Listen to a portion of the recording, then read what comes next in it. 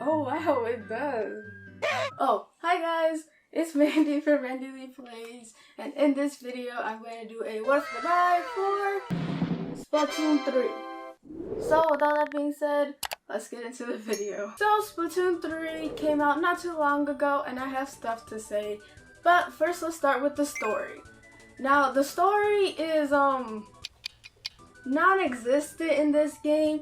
There's so much potential for a good, compelling story about how these Inklings became humanoid, why do they do turf wars all the time, the idols, anything, but it's pretty much the same story as Splatoon 2, where you go around completing different missions and experimenting with different weapons, which I find fun. Like, it's fun to do it, and it's a good tutorial for handling different types of weapons. Also, you're battling against this new big baddie, but ultimately it's the same as Splatoon 2, but with a little bit of tweaks here and there. Not much to say on that. It's really mind-boggling how they haven't told us about the backstory. Maybe the developers don't want to, maybe they really haven't thought about it, or maybe they're saving it for another type of spin-off game. But for now, it's the same thing with the Arklings versus the Inklings, which I thought was over since you could become an Arkling or an Inkling. But apparently not. The new foe has the same abilities as Arklings, but furrier, which can make for some really traumatizing death sequences. Let me just tell you that.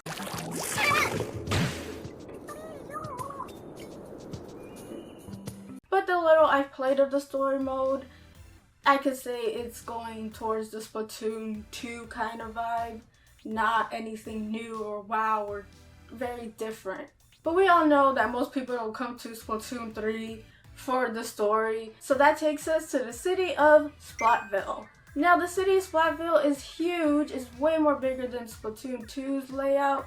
And there's a lot of stuff going on. From graffiti on the walls from other players drawing their stuff, and a whole bunch of its citizens doing different fun stuff. It's a very lively city. Now there's a lot of places to go, like the shops. There is Natu Couture for the hats, Man of Wardrobe for the shirts, Crushing Station for the shoes, Ammo Nights for the weapons, and a new store specifically for Splatoon 3, the Hot Lantern, which grants you decorations to decorate your locker and gamer tags.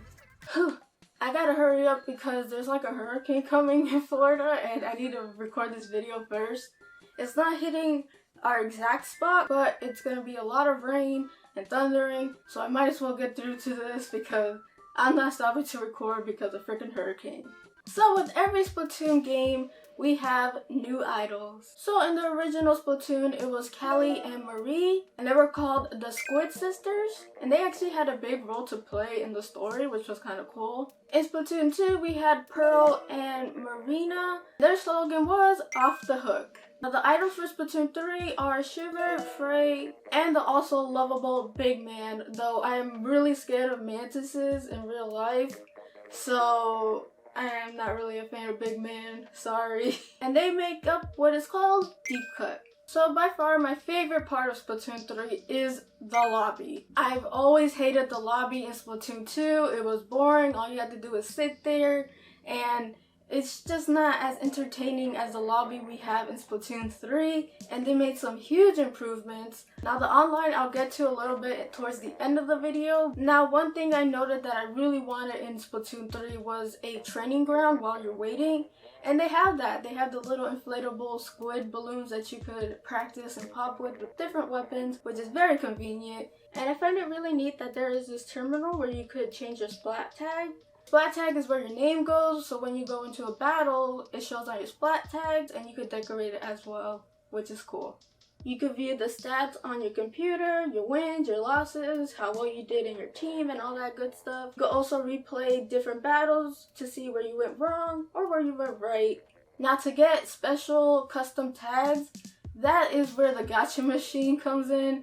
Now it's a gacha machine, so the chances of you getting something good is very, very rare, and it's really expensive. So I suggest you use the conch shells when you get them. You usually get them when you level up in the game, So have a stack of them going and then go at it at the gacha machine, because the first time I used it with my own coin, not my own money, my own in-game coin, I got like a cardboard box. It's like, thanks, my cardboard box was totally worth 50,000 gold. Thank you. So you could get really got by the gacha machine, so be careful with that. Alright, and the last thing I want to add to the lobby is the locker room. Now, a lot of people have trouble looking for the locker room, and I did too. I actually had to Google it because I was like, where is the locker room? Now, that one is located near the gacha machine to the left. It looks like a plain wall, but if you get closer, you can see the lockers in the locker room. You start off with a very small locker room, but it increases in size as you level up. You can put your weapons, sneakers, shirts, little trinkets you bought, anything that goes into the locker pretty much. Now the small one is very small, so you can't fit nothing, especially if you're a roller. Your roller takes up like the majority of your locker. And I also want to mention the stickers. You can buy the stickers at the general store and you can stick them on your locker like you would have done in high school. Funny enough, I never had lockers in high school because I have no idea why. And it was so annoying because I saw the shows where people always had locker rooms and put up their books. Now I fangirl about it all the time because, like I said, never had a locker. So I never got to decorate a locker or anything like that. So it's pretty fun in my book. You could also look through your friend's locker, which is intrusive, but whatever. You could look through their lockers or people you've played with. They could range from really cute and creative to really scary and WTF. Hi, it's Editing Mandy, and I forgot something very important, and that is the gear and clothes you get are not just for looking good. It actually serves a purpose in the game because in them has abilities and potential for new abilities. So the weaker or the cheaper the clothes are is the less abilities you can get with them. But there is a way to enhance abilities or put in new ones or change them up altogether with sea snails. Now there is this urchin who helps with that. So yeah, that's not just fresh drip on you. It does serve a purpose in the game, and you're going to want to look at their abilities and see which one's right for you. Now each piece of clothing only has a set amount of ability slots. You could try something different to grind up more abilities. That's why you don't want to get too attached to the same clothing because you want to change it up here and there. So that is all you can see in Splatsville. Now on to the gameplay. Now the gameplay I'm going to split into the different modes it has. Now the first and OG of them all is the classic Turf War. It's the staple game mode for any Splatoon game. So the gist of it is you have 4 people on your team and you gotta color the map with your color, and the other people have to do the same. And for you to win, you have to have the most turf colored in your color. So it's a very straightforward mode, and it's the one that I play the most. Now the next mode is something new to Splatoon 3, and that is the card game. I've played it. I still don't get it though. I'm just going with the flow. Now the next mode is by far my favorite in this game. And that's weird because I really didn't like it in Splatoon 2, and that is Salmon Run. Salmon Run is a co-op multiplayer mode where you get random weapons a week and try to collect salmon eggs for your boss, Mr. Grizz. And each Salmon Run is broken into 3 waves. Now you must collect salmon eggs, and to get the salmon eggs you have to defeat the enemy Salmonloids and the boss Salmonloids. Now I know this is a game, but since the enemies are called Salmonloids, and we're gathering salmon eggs, aren't they their eggs? Should we be stealing them? Just food for thought, I guess. Now, most of the modes in this game require teamwork of some sort with randoms or a friend, but in Salmon Run, it really requires a little bit of extra teamwork because you each have 4 random weapons and they do specific things to help in the Salmon Run. So you gotta work together and make do with which weapons you have, their strengths and their weaknesses to take down the enemy. Now there's a variety of Salmonloid bosses that comes in very different variations. Now the next mode is Anarchy. Those are the ones you are scored when you log in. There's a C or B or A.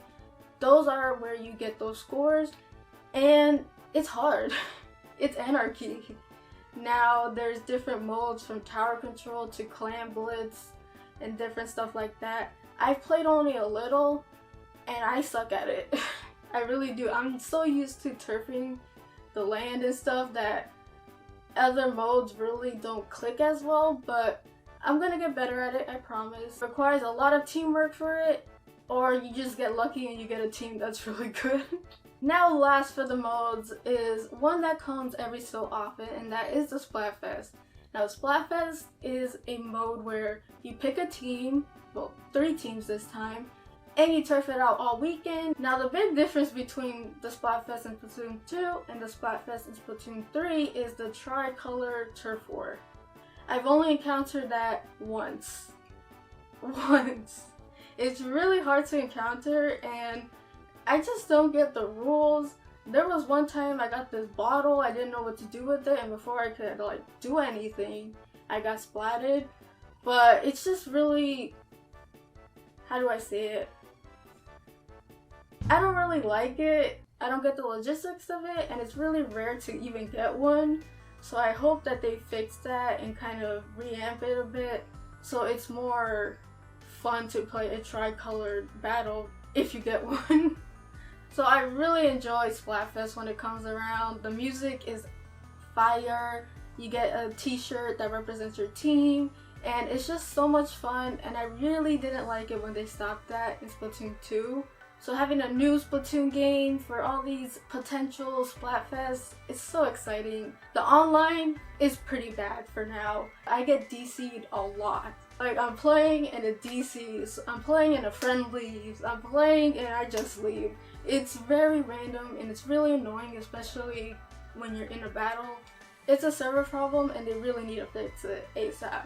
Alright, we're nearing towards the end, but before I say is it worth the buy, I have to say, is it worth a new game? Because a lot of people say Splatoon 3 feels like a DLC from Splatoon 2, and I disagree with that because there's way too much features in Splatoon 3 to really make it different from Splatoon 2. That way it can't be a DLC because that would be one big DLC, and I feel like Splatoon 3 has its own merits going on for it, and I did love Splatoon 2. I loved it so much, but Splatoon 3 has its own things going on. There's new weapons as well, and all your previous weapons come back, so they did a smash probe with that. So I don't understand why people say it should have been DLC. They don't know how DLC works. DLC is meant to enhance the game at hand, not to revamp it and make it into a different game. That calls for a sequel, and I feel like Splatoon 3 is worthy of its sequel title, not a DLC to Splatoon 2. Now we established that Splatoon 2 and Splatoon 3 are 2 totally different games. Now, is it worth the buy? Yes it is! It's a Splatoon game! There's tons and tons of hours you can put in it, a whole bunch of weapons, there's different modes for your liking. If you liked anything I said in this video, then pick up this game. It is really good. I highly recommend.